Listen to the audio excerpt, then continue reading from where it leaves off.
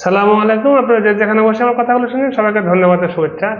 অতীতের ধারাবাহিকতায় আজকেও পে স্কেল নিয়ে কিছু কথা বা আলোচনা করার জন্য আপনাদের সামনে আমি হাজির হলাম। পে স্কেল নিয়ে এদেশের যে বিষয়টা মানে যে স্ট্যান্ডবাজি বলেন আর যে ফাঁকি বলেন বা যে ভাওতাবাজি বলেন এই জাতীয় স্কুলের আওতাধীন কর্মকর্তা কর্মচারীদের জন্য হলো, তা আর বলার মতো অপেক্ষা রাখে না। আজ বেশ মানে আজ বেশ কয়েকটা মানে মিডিয়া, সোশ্যাল মিডিয়াতে বলেন আর বিভিন্ন পোর্টালে বলেন, জাতীয় দৈনিকে বলেন, বেশ এই পে স্কেলের যে বরাদ্দ ছিল 40,000 কোটি টাকার মতো বলা হচ্ছে, এই টাকাটা যে কিভাবে বিভিন্ন খাতে খরচ হয়ে গেছে সেই বিষয় নিয়ে কথা হচ্ছে, মানে নিউজ আসছে।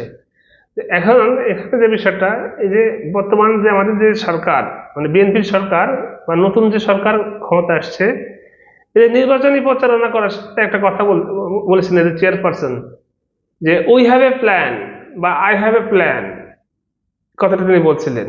এবং এটা দিয়ে আমরা আশান্বিত হয়েছিলাম যে হয়তো তার কাছে নতুন কোনো প্ল্যান আছে, তিনি সেই প্ল্যান মোতাবেক এই রাষ্ট্র নতুন ভাবে নতুন একটা দিগন্ত উন্মোচিত করে সেই নতুন দিগন্ত আমাদের সামনে তুলে ধরবেন এবং সেভাবেই দেশ পরিচালনা করবেন, সেইভাবেই আমাদের বিভিন্ন সমস্যা, সেভাবে আমাদের বিভিন্ন আহ, জঞ্জাল দূর করার চেষ্টা করবেন।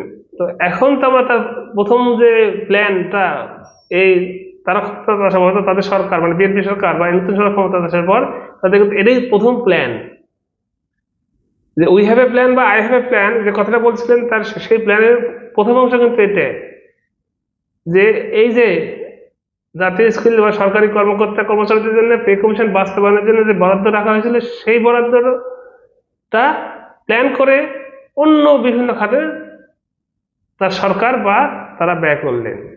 এই হচ্ছে তাদের, এই প্ল্যান নিয়ে তাহলে ধরে নিতে হবে তিনি কথা বলছিলেন, বা এই ধরনের প্ল্যান নিয়ে যদি কথা বলতে থাকেন বা এই ধরনের প্ল্যান নিয়ে তিনি যদি সেই প্ল্যানগুলো বাস্তবায়ন করার চেষ্টা করেন, এই প্ল্যানগুলো দিয়ে আসলে এই দেশের প্রকৃতপক্ষে কতটা উন্নয়ন হবে।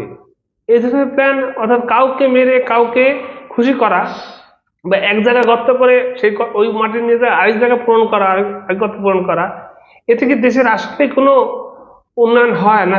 দেশের নাগরিক, দেশের পেশাজীবীরা উপকৃত হয়?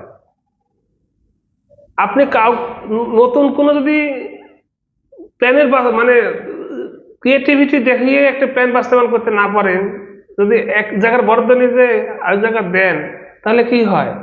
তাহলে যে বরাদ্দটা যে জায়গা থেকে নিয়ে গেলে, এই বরাদ্দটা কারো না কারোর জন্য তো রাখা ছিল, সেই বরাদ্দটা আপনি যখন এক জায়গায় নিয়ে গেলেন, নিয়ে বাস্তবায়নের কাজ করলেন, তাহলে কি যাদের কাছ থেকে নিয়ে গেলেন তারা কি মনক্ষুণ্ণ হলো না?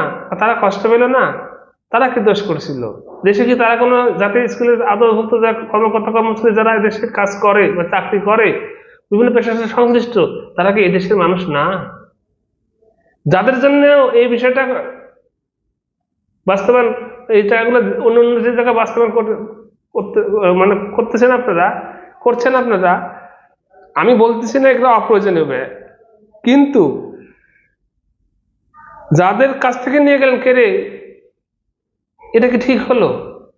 এই যে পে স্কেল বাস্তবায়নের জন্য গত অন্তর্বর্তীকালীন সরকার কিন্তু বারবার বলে গেছে আমরা করে গেলাম না, কিন্তু আমরা সবকিছু রেখে গেলাম, বরাদ্দ রেখে গেলাম, আমাদের টাকা পয়সা রেখে গেলাম, একটা সুন্দর প্ল্যান রেখে গেলাম, বাস্তবায়ন কৌশল বলে যাব, শুধু আগামী সরকার এসে বাস্তবায়ন করবে।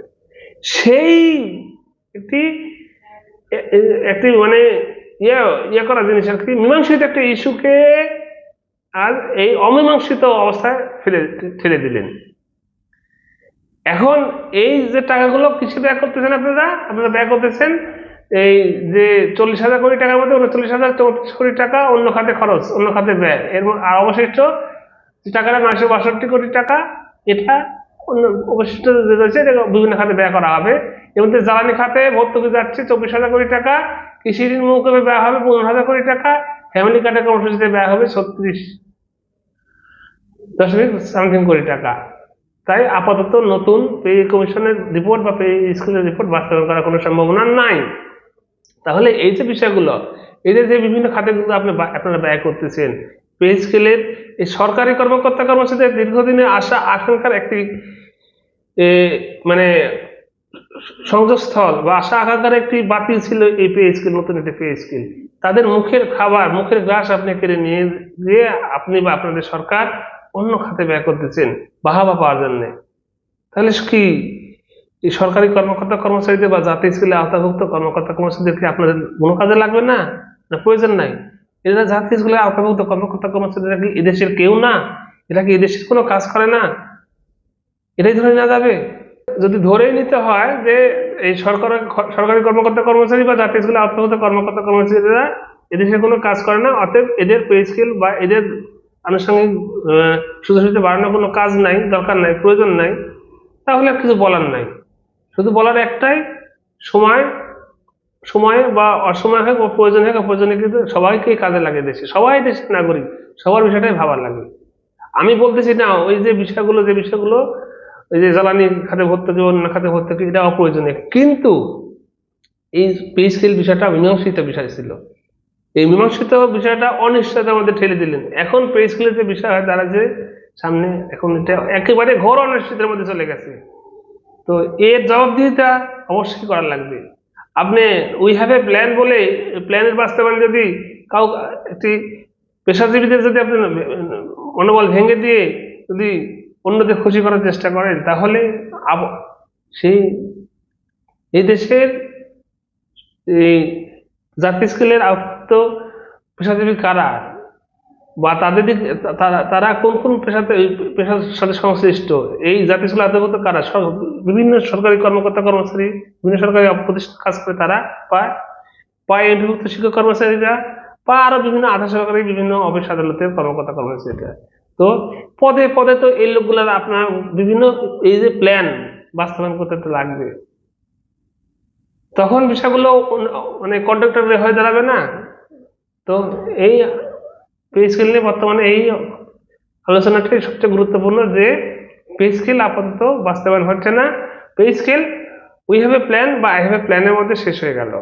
প্ল্যানে ওই আই হ্যাভ এ প্ল্যান বা উই হ্যাভ এ প্ল্যান যেটা ছিল, ওই প্ল্যান বাস্তবায়ন করতে যায় পে স্কেলের প্ল্যান যে বিগত অন্তর্বর্তীকালীন সরকার রেখে গিয়েছিলেন পে স্কেল বাস্তবায়নের, সেই প্ল্যান ধূলিসাৎ হয়ে গেল, সেই প্ল্যান নষ্ট হয়ে গেল। ওই আই হ্যাভ এ প্ল্যান বা উই হ্যাভ এ প্ল্যানের পে স্কেলটা ধূলিসাৎ।